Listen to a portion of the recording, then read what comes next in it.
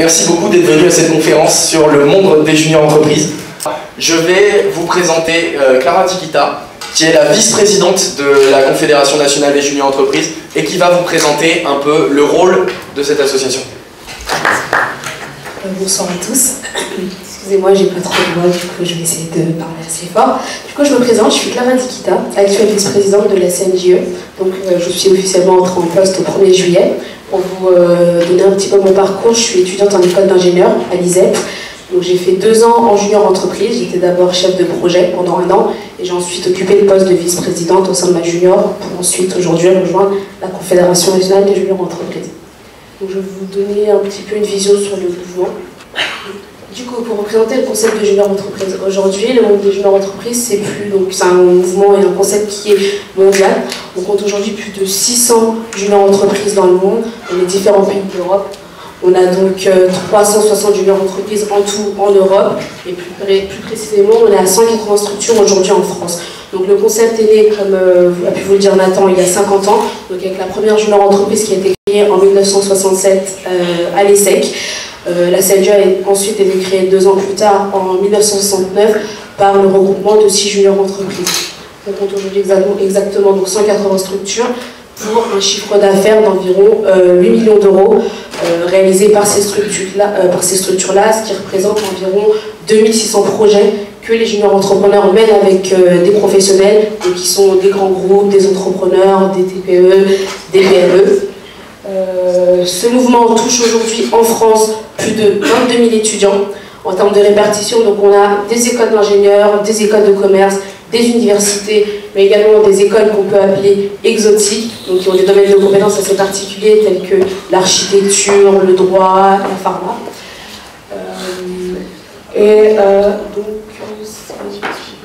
Donc là, c'est un peu, si vous voulez voir la carte, donc en termes de pays qu'on représente. Donc dans le monde entier, on a 50 000 étudiants. Il faut savoir qu'il y a une confédération européenne qui est donc JADE, qui a également été créée par quelques mondes fondateurs, pays européens fondateurs, dont la CNJE occupe une grande place. Du coup, donc le petit historique avec Junior Essay qui a été créé en 1967, ensuite la Confédération en 1969.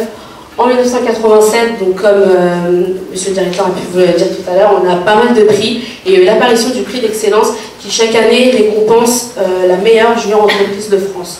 Donc ce prix-là est décerné lors des congrès nationaux que la CNJE organise. Ce sont des congrès qui ont lieu donc un en hiver et un en été, qui va permettre aux différents juniors entrepreneurs de pouvoir recevoir des formations de la part de professionnels, à savoir qu'aujourd'hui la Confédération a 4 partenaires premium, qui sont donc EY, BNP, Athènes et Engie, qui sont là tout au long de l'année auprès des juniors entrepreneurs pour les former et leur permettre de saisir pas mal d'opportunités. Donc là vous avez la création de la Confédération et les différents partenaires. Du coup, je vais appeler Samuel Tamba, qui est donc ancien vice-président de la CNJE, qui va vous présenter les anciens émérites et pas mal de chiffres sur le mouvement.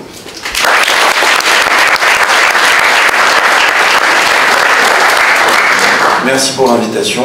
Effectivement, donc, comme Clara, j'ai été vice-président de la CNJE. J'ai fini mon mandat au mois de juillet 2017.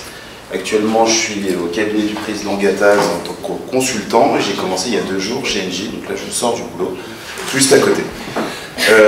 Au niveau de ce que vous disiez Clara, concrètement c'est très simple, 50 ans d'histoire, plus de 500 000 juniors entrepreneurs, quelques noms sont placés là mais la liste n'est pas exhaustive, et donc vous pouvez voir qu'en fonction des domaines de compétences, les juniors entrepreneurs après évoluent dans différents métiers qui sont largement représentés. Il y a un positionnement aussi des juniors entreprises qui est transverse. Effectivement, on vous a dit c'est de l'associatif.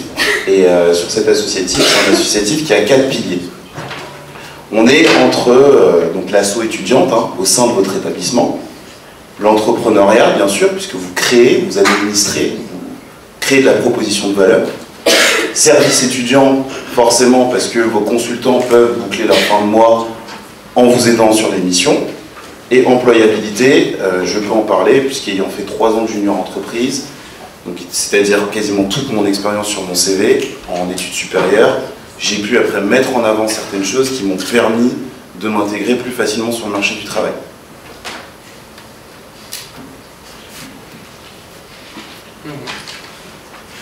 Au niveau du positionnement de la CNJE, donc la Confédération, comme vous l'avez bien compris, fédère les 180 juniors entreprises de France. Ça représente 20 000 étudiants chaque année.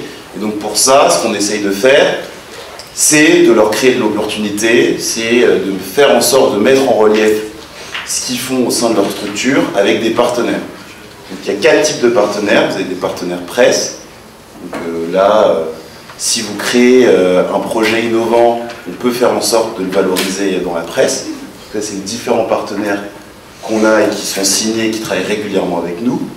Vous avez les partenaires de l'enseignement supérieur, bien sûr, parce qu'il faut sensibiliser les écoles à développer l'initiative de junior entreprise. C'est pour ça que le message de votre directeur d'école m'a tout particulièrement plu, parce que c'est un bon signe et il faut qu'il y ait plus de junior entreprises dans les établissements. Les réseaux d'influence, je ne vais pas rester longtemps sur ça. L'idée, c'est de faire comprendre que les corporations d'intérêt professionnel, où il y a beaucoup d'entreprises qui siègent, peuvent être sensibilisées aux juniors entreprises pour faire des études, pour recruter des étudiants. Je pense notamment au Syntec numérique, qui représente à peu près les 35 000 boîtes qui sont sur les SS2I ESN. Là, c'est intéressant, quand on va voir une fédé aussi grosse, pour leur présenter le concept, parce qu'on touche une fourmilière où il y a plein de boîtes. Donc voilà. Et nos partenaires privés, effectivement, qui nous financent et qui proposent des stages et des alternances régulièrement à tous les juniors entrepreneurs. Comme je vous l'ai dit, moi-même, j'ai fini chez un partenaire privé du mouvement. Pour les étudiants, clairement, les chiffres au niveau national, il y a à peu près 3,5 millions d'euros qui sont reversés aux étudiants qui sont consultants auprès des juniors entreprises, sur les 180 structures, sur un CA total qui oscille entre 7,5 millions à 8,5 millions, qui est à peu près la moitié du CA généré qui est reversé aux étudiants. Assez intéressant. On remarque qu'il y a à peu près 3 quarts des juniors entrepreneurs qui trouvent un emploi avant d'être diplômés. Déjà parce qu'ils sont dans de bonnes écoles, comme la vôtre, et en plus parce qu'ils sont montés en compétences en junior entreprise. Ça, c'est intéressant. Je ne vais pas faire toutes les slides, toutes les stats, vous pouvez les voir, mais l'idée c'est qu'un junior entrepreneur adopte une démarche proactive. Quand vous prenez votre téléphone, pour prospecter quelqu'un, que vous lui vendez des services que vous avez conçus avec vos amis, c'est en fait se mettre les mains dans le cambouis et concrètement connaître son environnement économique, se développer, s'affirmer. C'est vraiment du dépassement de soi et je peux vous assurer qu'au bout de 2 ou 3 ans junior entreprise, vous arrivez avec beaucoup plus d'aplomb face à un prospect. Et donc, bien sûr, appréhender les mécanismes de gestion d'entreprise, puisqu'on vous l'a dit, il y a différents postes, c'est du transverse. Vous avez la présidence qui est un peu le phare et qui éclaire, et puis après, vous avez toutes les ressources qui fonctionnent en transverse, en complète complémentarité, et qui aussi poussent l'équipe au quotidien. Donc ça, c'est ce que vous allez retrouver sur le marché du travail, travailler avec des gens qui n'ont pas les mêmes compétences que vous, travailler avec des gens qui forment une équipe avec vous, et c'est très intéressant de pouvoir avoir un apprentissage à taille humaine. Au niveau de l'établissement, concrètement, avoir une junior entreprise aussi, ça représente beaucoup d'avantages. Nous, la Confédération nationale des juniors entreprises, on est souvent sollicité par les médias qui organisent des classements d'écoles, des rankings d'écoles, que ce soit pour les écoles d'ingé ou des écoles de commerce. Et le critère JE commence à rentrer dans ces rankings d'écoles. Donc, plus une école a une bonne junior, mieux elle est classée. Ça, c'est très intéressant. De plus, vu que vous êtes le premier, les étudiants qui sont en contact avec des prospects, le monde économique extérieur, vous êtes aussi porte-parole de votre école. Si vous faites une étude avec un prospect et que ça ne se passe pas bien, vous créez du tort à l'image de votre école, et inversement. Donc c'est très très important. Les taux d'employabilité, je l'ai déjà dit tout à l'heure, sont assez élevés, et vous pouvez voir que le scope de compétences est très transverse, du marketing jusqu'à la mécanique. Donc il y a énormément de synergies qui sont possibles entre différents établissements. Encore hier, il y en a eu un. L'école de commerce de Grenoble a signé un partenariat avec Assas. Donc, vous voyez que ces formes de partenariat permettent d'arriver sur des enjeux beaucoup plus complexes, sur des études à plus forte plus-value intellectuelle. Je crois que c'est tout. Avant de passer la parole à Jules, qui va se présenter... Ah non, il y a encore une slide. Donc je fais cette slide et après je vous dirai un petit mot sur Jules. puisque vous avez la chance de la voir, je vous expliquerai pourquoi. Sur ces slides, au niveau des entreprises, donc je vous ai dit à peu près 8 millions d'euros de chiffre d'affaires, répartis de manière équitable sur tous les types d'entreprises. Donc TPE, PME, grands groupes, entrepreneurs, secteur public. Donc il y a un maillage territorial qui est très puissant. Généralement, les juniors entreprises sont connectés avec leur environnement local, ce qui fait qu'il y a beaucoup d'études qui sont générées. Il y a à peu près 50% des études qui sont générées auprès des TPE-PME. Pour nous, c'est important parce qu'en France, il y a 3 millions d'entreprises, et sur ces 3 millions d'entreprises, plus de 95% sont des TPE-PME. Donc il y a bien cette démarche de venir apporter des solutions à un environnement qui est dense. Voilà. On n'est pas le seul prescripteur, heureusement, mais au moins on y contribue. Le prix moyen d'une étude est environ de 3 800 €. Ça reste un prix moyen qui n'est pas significatif, puisqu'en fonction de la taille de l'étude et de sa complexité, j'ai déjà audité des études qui dépassaient 100, 200 000 €, juste une seule étude, et j'ai déjà vu des études juste à 1 500, 2 000 €. Donc ça reste un prix moyen sur une échelle de 180 structures, donc avec des disparités assez fortes. Voilà, plus de 2800 problématiques, Clara vous l'a dit, qui sont résolues chaque année. C'est un chiffre qu'on aimerait bien augmenter, parce que ça prouve justement l'apport à la société des juniors entreprises. Et on a remarqué un phénomène, Jules d'ailleurs est concerné par ce phénomène, il y a plus d'un quart des juniors entrepreneurs qui ont eu une expérience en junior entreprise, qui après montent leur propre business. Donc il y a bien une fibre entrepreneuriale qui est présente, et ça permet d'avoir les premiers outils pour mieux se projeter. Voilà, donc c'est la fin de cette présentation. Avant d'enchaîner, moi je voulais témoigner de mon parcours en junior entreprise. J'ai fait 2 ans de junior entreprise dans mon école de commerce à Nancy, à ICN Business School. Une année en tant que chef de projet, comme ça a été dit tout à l'heure, chef de projet interface client, et une année en tant que vice-président, où là j'avais plus l'organisation d'une équipe de 38 personnes à manager et à projeter sur des objectifs. J'ai décidé de rentrer à la CNJE, parce que pour moi c'est un mouvement qui m'a beaucoup donné, donc je voulais un peu le rendre au niveau national.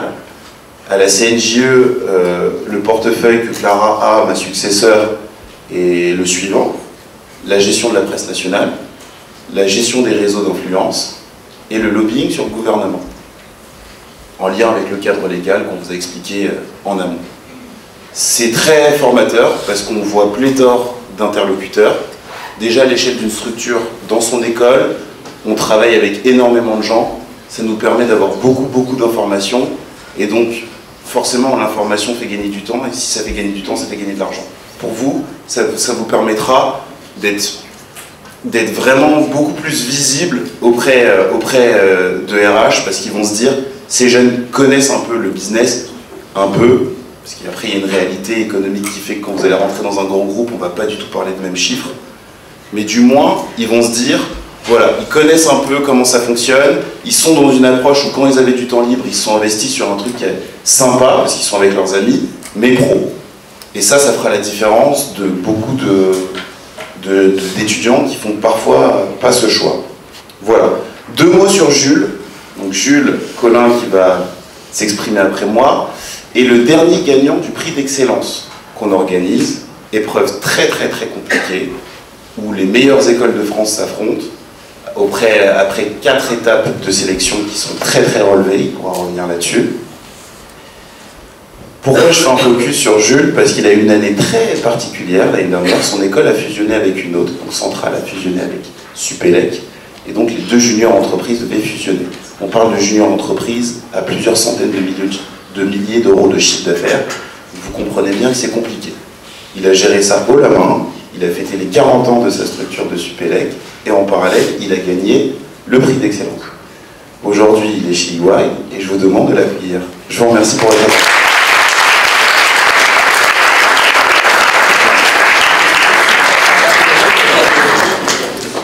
Bon, alors j'ai pas du tout la pression, c'est cool.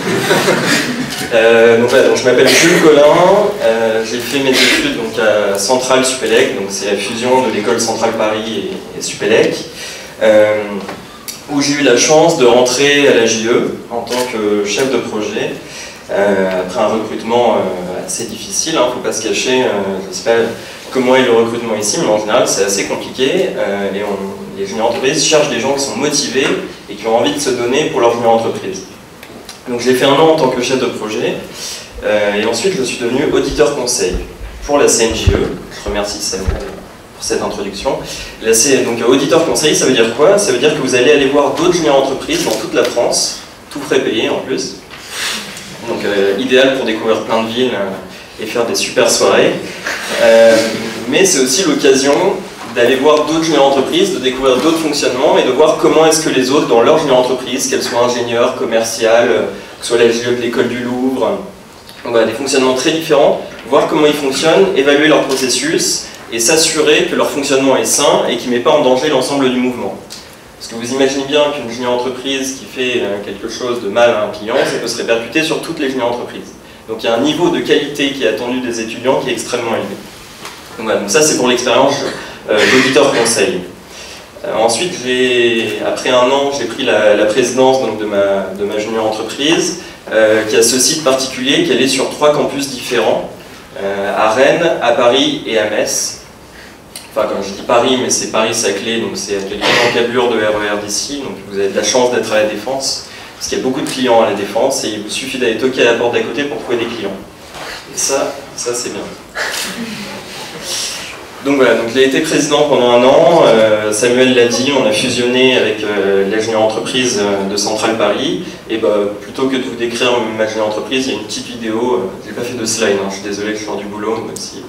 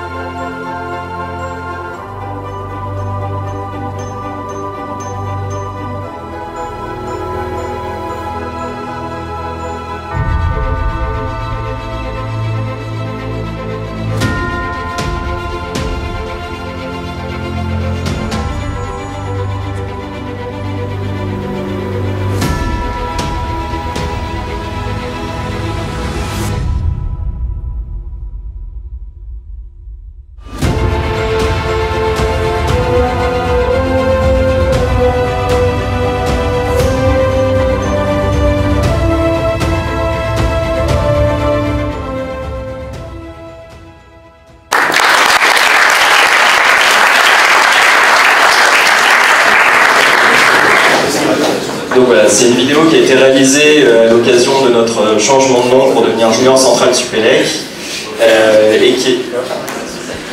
La vidéo suivante, c'est pas nous.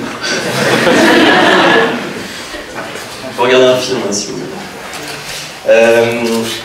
Donc voilà, Junior Centrale Supélec, qui est une GE ingénieure, vous l'aurez compris. Il y a plein de synergies possibles avec des entreprises commerciales, de droit qu'on peut faire. Samuel en a parlé, il y a des très belles junior entreprises dans le mouvement. Je ne vais pas m'étendre très longuement sur mon parcours ensuite. J'ai été recruté chez EY en tant que consultant en transaction, travail que je fais actuellement à quelques encablures d'ici à la Défense. Et il y a un autre volet dans lequel je me retrouve beaucoup par rapport à ce que Samuel a dit, c'est l'entrepreneuriat. Dans Junior Entrepreneur, il y a entrepreneur aussi. Donc je ne sais pas si parmi vous, je vais faire un petit sondage à main levée, ça va peut-être faire un flop. Est-ce qu'il y en a parmi vous qui ont envie peut-être de créer leur propre entreprise plus tard? Ah bah c'est pas un flop. Ok, bon, on a à peu près un tiers de l'amphi qui l'a fait. Bah écoutez, être junior entrepreneur, pour créer sa propre entreprise, c'est le meilleur parcours possible. On va vous donner toutes les clés que vous allez apprendre à faire. Vous allez connaître les bases en juridique, vous allez connaître les démarches administratives qu'il faut faire, vous allez apprendre à aller voir des clients, vous allez apprendre à négocier des contrats. On l'a vu dans la vidéo, on travaille avec à peu près la moitié du CAC 40. Donc on a l'occasion de rencontrer des clients à des très hauts niveaux, quelque chose que vous n'aurez pas forcément la possibilité de faire tout de suite dans votre vie professionnelle. Tout ça pour dire que la Junior Entreprise, c'est un laboratoire extraordinaire qui peut vous mener à beaucoup de choses, travailler dans des grands groupes, créer votre propre start-up ou faire ce que vous voulez, enfin bref. Voilà, donc tout ça pour dire que rejoignez De Vinci Junior Conseil et merci de votre attention.